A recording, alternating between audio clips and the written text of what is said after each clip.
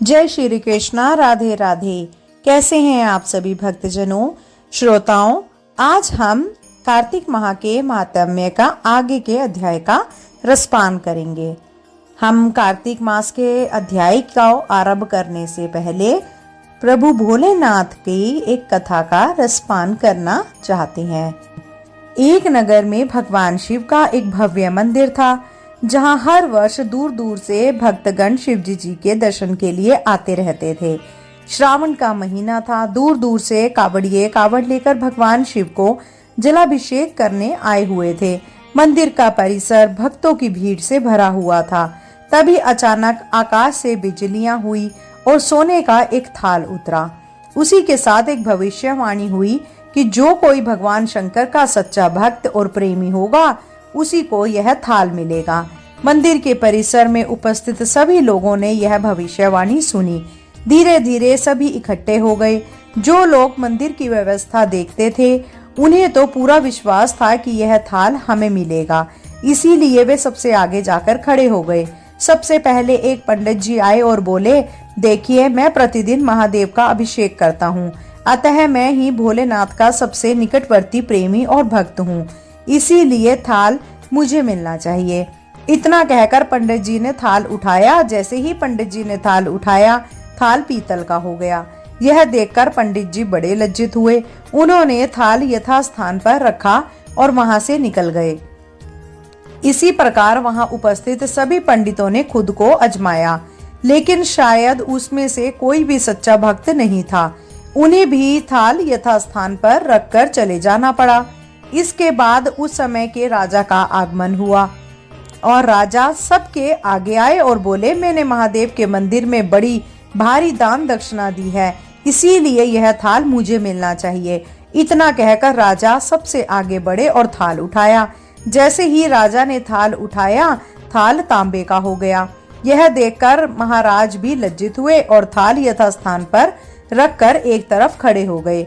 इसके बाद इसी तरह एक से बढ़कर एक दानी, महात्मा और भक्त पधारे और थाल उठाया, लेकिन किसी के हाथ में कुछ और किसी के हाथ में कुछ और हो गया, लेकिन सोने का नहीं रहा। तब लोगों को पता चला कि हम में से कोई भी महादेव का सच्चा भक्त नहीं है। उसी समय एक किसान का आगमन हुआ। वो बेचारा महीनों बाद आज चतुर्मास के सोमवार के शुभ अवसर पर शिवजी जी के दर्शन करने आया था। गरीबी और गृहस्थी के बोझ तले दबा दिन रात खेतों में मेहनत मजदूरी करके अपना और अपने परिवार का गुजारा करता था। अभी रास्ते में आ ही रहा था कि कोई भिखारी मिल गया और कुछ खाने को मांगने लगा। इस किसान को दया आ गई। अपने खाने के लिए जो खाना लाया था, वो उसने उस भिखारी को दे दिया। थाल के बारे में इसने भी सुना था, लेकिन इसने उस ओर कोई ध्यान नहीं दिया। सीधा मंदिर में गया और महादेव का पूजन करके बाहर आ गया। परिक्रमा करके जाने को हुआ, तभी पीछे से एक व्यक्ति बोला, भाई, तुम भी थाल को उठाकर देख लो, हो सकता है तुम ही वह सच्चे भक्त हो जिसके लिए यह थाल आया है। किसान को लगा वह व्यक्ति उसका मजाक बना रहा है। किसान ने हंसते हुए कहा, भाई, मैं तो कभी पूजा पाठ भी नहीं करता, महीनों ने एक आध बार मंदिर आ पाता हूँ, मैं काय का सच्चा भक्त। वह अजनबी बोला, भाई, हम तो देख चुके हैं, हमारी भक्ति तो दो कौड़ी की भी नहीं है। अब तुम भी अपना हाथ लगा कर देख लो, सोने का थाल मिले ना मिले, किंतु पता चल जाएगा कि तुम्हारी भक्ति में कितनी सच्चाई है। लोगों के बहुत आग्रह करने पर आखिर उस भोले भाले किसान ने जाकर थाल उठा ही लिया। जैसे ही उसने थाल उठाया, लोगों के आश्चर्य का ठिकाना नहीं रहा। सोने का थाल रोशनी से चमकने लगा। यह देख सब लोगों में खुशी की लहर दौड़ गई। सभी लोग उसके जय जयकारे लगाने लगे और पूछने लगे कि भाई, तुम ही सच्चे भक्त हो, अब हमें भी बता दो कि कैसी भक्ति करती हो जिससे महादेव तुमसे इतने प्रसन्न हैं। तो किसान बोला, भाई, मैं कोई भक्ति नहीं करता, मैं केवल दिन भर खेतों में काम करता हूँ और थोड़ा समय निकालकर जरूरतमंद लोगों की मदद करता हूँ। इसके अलावा मैं कोई विशेष कार्य नहीं करता। लोग पूछने लगे, तुम लोगों की मदद क्यों करते हो? हंसते हुए किसान बोला, सुकून। दूसरों के चेहरे पर मुस्कान देखकर मुझे जो आनंद और खुशी होती है, उसे मैं शब्दों में बयां नहीं कर सकता। शायद यही कारण है कि महादेव मुझसे खुश हैं। इसीलिए हमेशा याद रखें, सत्कर्म का आरंभ ही आनंद से होता है और अंत भी आनंददायक होता है। दुष्कर्म का आरंभ भी दुख से होता है और अंत भी दुखदायक होता है। आप सैकड़ों मील की यात्रा करके भी दूसरों का दिल दुखाते हैं तो आप वह तपस्या, साधना और महादेव का दर्शन धूल के बराबर है। बोलो भोलेनाथ की जय। श्री विष्णु भगवान की जय। श्रोताओं, अब हम आपको एक और ऐसी ही कथा का रसपान कराते हैं। बहुत साल पहले की बात है। एक आलसी लेकिन भोला भाला युवक था आनंद। दिन भर कोई काम नहीं करता, बस खाता ही रहता और सोए रहता। घर वालों ने कहा, चले जाओ, निकलो घर से, कोई काम धंधा करते नहीं हो, बस पड़े रहते हो। वह घर से निकलकर यूं ही भटकते हुए एक आश्रम पहुंचा। वहां उसने देखा कि एक गुरुजी हैं। उनके शिष्य कोई काम नहीं करते, बस मंदिर की पूजा करते हैं। उसने मन में सोचा, और यह बढ़िया है, कोई काम धाम नहीं, बस पूजा ही तो करना है। गुरुजी के पास जाकर पूछा, क्या मैं यहाँ रह सकता हूँ? गुरुजी बोले, हाँ हाँ, क्यों नहीं, लेकिन मैं कोई काम नहीं कर सकता हूँ। गुरुजी, कोई काम नहीं करना है, बस पूजा करनी होगी। आनंद ने कहा, ठीक है, वह तो मैं कर लूंगा। अब आनंद महाराज आश्रम में रहने लगे। ना कोई काम, ना कोई धाम, बस सारा दिन खाते रहो और प्रभु भक्ति में भजन गाते रहो। महीना भर हो गया। फिर एक दिन आई एकादशी। उसने रसोई में जाकर देखा, खाने की कोई तैयारी नहीं। उसने गुरुजी से पूछा, आज खाना नहीं बनेगा क्या? गुरुजी ने कहा कि नहीं, आज तो एकादशी है, तुम्हारा भी उपवास है। उसने कहा, नहीं, अगर हमने उपवास कर लिया तो कल का दिन ही नहीं देख पाएंगे। हम नहीं कर सकते उपवास, हमें तो भूख लगती है। आपने पहले क्यों नहीं बतलाया? गुरुजी ने कहा, ठीक है, तुम ना करो उपवास, पर खाना भी तुम्हारे लिए कोई और नहीं बनाएगा, तुम खुद बना लो। मरता क्या ना करता। गया रसोई में। गुरुजी फिर आए। देखो, अगर तुम खाना बना लो तो राम जी को भोग जरूर लगा देना और नदी के उस पार जाकर बना लो रसोई, ठीक है? लकड़ी, आटा, तेल, घी, सब्जी लेकर आनंद महाराज चले गए। जैसा तैसा खाना भी बनाया। खाने लगा तो याद आया, गुरुजी ने कहा था कि राम जी को भोग लगाना है। लगा भजने गाने, आओ मेरे राम जी, भोग लगाओ जी, प्रभु राम आइए, श्री राम आइए, मेरे भोजन का भोग लगाइए। कोई ना आया तो बेचैन हो गया कि यहाँ तो भूख लग रही है और राम जी आ ही नहीं रहे। भोला मानस जानता ही नहीं था कि प्रभु तो साक्षात तो आते ही नहीं, पर गुरुजी की बात मानना जरूरी है। फिर उन्होंने कहा, देखो प्रभु राम जी, मैं समझ गया कि आप क्यों नहीं आ रहे हैं। मैंने रूखा सूखा बनाया है और आपको तरमाल खाने की आदत है, इसीलिए नहीं आ रहे ना। तो सुनो प्रभु, आज वहां पर भी कुछ नहीं बना है, सबको एकादशी है, खाना हो तो यह भोग ही खा लो। श्री राम अपने भक्त की सरलता पर बड़े मुस्कुराए और माता सीता के साथ प्रकट हो गए। भक्त अमंजस में था। गुरुजी ने तो कहा था कि राम जी आएंगे, पर यहाँ तो माता सीता भी आ गई हैं और मैंने तो भोजन बस 2 लोगों का बनाया है। चलो कोई बात नहीं, आज इन्हें ही खिला देते हैं। बोला, प्रभु मैं भूखा रह गया, लेकिन मुझे आप दोनों को देखकर बड़ा अच्छा लग रहा है। लेकिन अगली एकादशी पर ऐसा ना करना, पहले बता देना कि कितने जने आ रहे हो, और हाँ, थोड़ा जल्दी आ जाना। राम जी उसकी बात पर बड़े मुदित हुए, प्रसाद ग्रहण करके चले गए। अगली एकादशी तक यह भोला मानस सब भूल गया। उसे लगा प्रभु ऐसे ही आते होंगे और प्रसाद ग्रहण करते होंगे। फिर एकादशी आई। गुरुजी ने कहा, मैं चला अपना खाना बनाने पर। गुरुजी, थोड़ा ज्यादा अनाज लगेगा, वहाँ 2 लोग आते हैं। गुरुजी मुस्कुराए, भूख के मारे बावला है, ठीक है, ले जा और अनाज ले जा। अब की बार उन्होंने 3 लोगों का खाना बनाया। फिर गुहार लगाई, प्रभु राम आइए, सीता राम आइए, मेरे भोजन का भोग लगाइए। प्रभु की महिमा भी निराली है। भक्त के साथ कौतुक करने में उन्हें भी बड़ा मजा आता है। इस बार वे अपने भाई लक्ष्मण, भरत, शत्रुघ्न और हनुमान जी को लेकर आ गए। भक्त को चक्कर आ गए। यह क्या हुआ? एक का भोजन बनाया तो 2 आए, एक दो का खाना ज्यादा बनाया तो पूरा खानदान आ गया। लगता है आज भी भूखा ही रहना पड़ेगा। सबको भोजन लगाया और बैठे बैठे देखता रहा। अनजाने ही उसकी भी एकादशी हो गई। फिर एक अगली एकादशी आने से पहले गुरुजी ने कहा, गुरुजी ये आपके प्रभु राम जी अकेले क्यों नहीं आते? हर बार कितने सारे लोगों को ले आते हैं। इस बार अनाज ज्यादा देना पड़ा। गुरुजी को लगा कहीं यह अनाज बेचता तो नहीं है, देखना पड़ेगा। जाकर भंडार में कहा, इसे जितना अनाज चाहिए दे दो, और छुप कर उसे देखने चल पड़े। इस बार आनंद ने सोचा, खाना पहले नहीं बनाऊंगा, पता नहीं कितने लोग आ जाएं। पहले बुला लेता हूँ फिर बनाता हूँ। फिर टेक लगाई, प्रभु राम आइए, श्री राम आइए, मेरे भोजन का भोग लगाइए। सारा राम दरबार मौजूद। इस बार तो हनुमान जी भी साथ लेकर आए, लेकिन यह क्या प्रसाद तो तैयार ही नहीं है। भक्त ठहरा भोला भाला, बोला, प्रभु इस बार मैंने खाना नहीं बनाया। प्रभु ने पूछा, क्यों? बोला, मुझे मिलेगा तो है नहीं, फिर क्या फायदा बनाने का, आप ही बना लो और खुद ही खा लो। राम जी मुस्कुराए। सीता माता भी गदगद हो गई और उसके मासूम जवाब से लक्ष्मण जी बोले, क्या करें प्रभु? प्रभु बोले, भक्त की इच्छा है पूरी तो करनी पड़ेगी, चलो लग जाओ काम से। लक्ष्मण जी ने लकड़ी जलाई, माता सीता आटा सानने लगी। भक्त का एक तरफ बैठकर देखता रहा।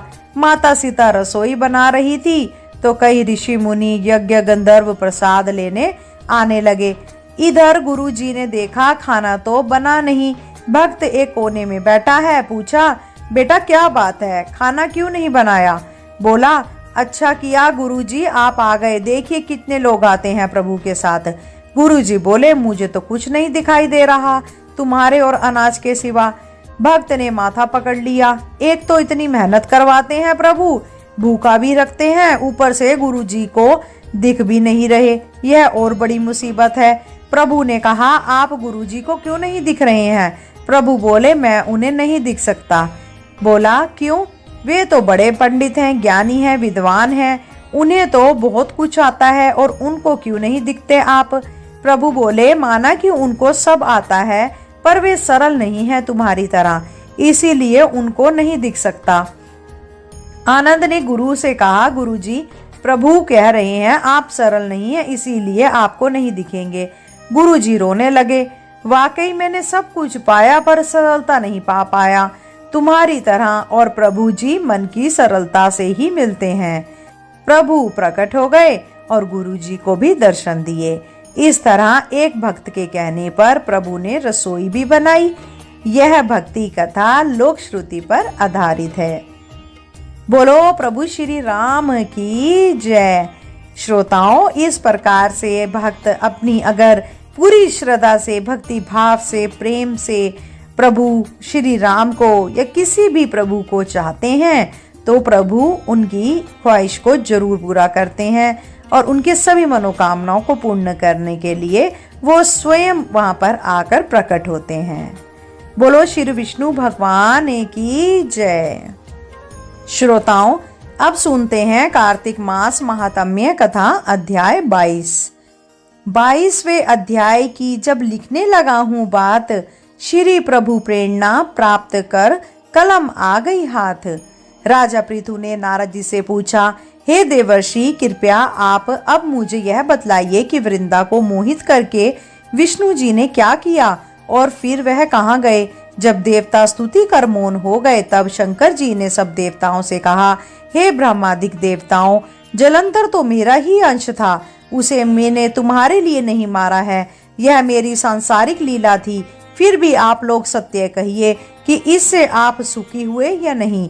तब ब्रह्मादिक देवताओं ने नेत्र हर्ष से खिल गए और उन्होंने शिवजी जी को प्रणाम कर विष्णु जी का वह सब वृत्तांत कह सुनाया जो उन्होंने बड़े प्रयत्न से वृंदा को मोहित किया था तथा वह अग्नि में प्रवेश कर परम गति को प्राप्त हुई थी। देवताओं ने यह भी कहा कि तभी से वृंदा की सुंदरता पर मोहित हुए विष्णु उनकी चिता की राख लपेट इधर उधर घूमते हैं। अतएव आप उन्हें समझाइए, क्योंकि यह सारा चराचर आपके अधीन है। देवताओं से यह सारा वृत्तांत सुन शंकर जी ने उन्हें अपनी माया समझाई और कहा कि उसी से मोहित विष्णु भी काम के वश में हो गए हैं।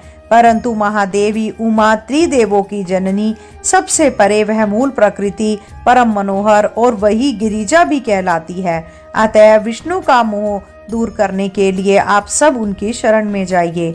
शंकर जी की आज्ञा से सब देवता मूल प्रकृति को प्रसन्न करने चले। उनके स्थान पर पहुंचकर उनकी बड़ी स्तुति की। तब यह आकाशवाणी हुई कि हे देवताओं, मैं ही 3 प्रकार के तीनों गुणों से पृथक होकर स्थित सत्य गुण से गोरा, रजोगुण से लक्ष्मी और तमोगुण से ज्योति रूप हूँ। अतः आप लोग मेरी रक्षा के लिए उन देवियों के पास जाओ, तो वे तुम्हारे मनोरथों को पूर्ण कर देगी। यह सब सुनकर देवता भगवती के वाक्यों का आदर करते हुए गौरी, लक्ष्मी और सरस्वती को प्रणाम करने लगे। सब देवताओं ने भक्ति पूर्वक उन सब देवियों की प्रार्थना की। उस स्तुति से तीनों देवियां प्रकट हो गई। सभी देवताओं ने खुश होकर निवेदन किया। तब उन देवियों ने कुछ बीज देकर कहा, इसे ले जाकर बो दो, तुम्हारे सब कार्य सिद्ध हो जाएंगे। ब्रह्मादिक देवता उन बीजों को लेकर विष्णु जी के पास गए। वृंदा की चिता भूमि में डाल दिया। उससे धात्री, मालती और तुलसी प्रकट हुई। विधात्री के बीज से धात्री, लक्ष्मी जी के बीज से मालती और गौरी के बीज से तुलसी प्रकट हुई। विष्णु जी ने यूं ही उन स्त्री रूप वाली वनस्पतियों को देखा तो वे उठ बैठे। कामासक्त चित्त से मोहित हो उससे याचना करने लगे। धात्री और तुलसी ने उनसे प्रीति की। विष्णु जी सारा दुख भूल देवताओं से नमस्कृत हो गए। विष्णु जी सारा दुख भूल देवताओं से नमस्कृत हो अपने लोक बैकुंठ में चले। वह पहले की तरह सुखी होकर शंकर जी का स्मरण करने लगे। यह आघात शिवजी जी की भक्ति देने वाला है। बोलो श्री भोलेनाथ की जय, श्री विष्णु भगवान की जय। श्रोताओं, यह अध्याय यहीं समाप्त होता है। इसके आगे की कहानी आपको अगले अध्याय में हम सुनाएंगे। अब सुनते हैं माता तुलसी जी की आरती। तुलसी महारानी नमो नमो, हरि की पटरानी नमो नमो। धन तुलसी पूर्ण तप कीनो, शालिग्राम बनी पटरानी। जाके पत्र मंजरी कोमल, श्रीपति कमल चरण लपटानी। तुलसी महारानी नमो नमो, हरि की पटरानी नमो नमो। धूप दीप नैवेद्य आरती, पुष्पन की वर्षा बरसानी। 56 भोग 3600 व्यंजन, बिन तुलसी हरि एक न मानी। तुलसी महारानी नमो नमो, हरि की पटरानी नमो नमो।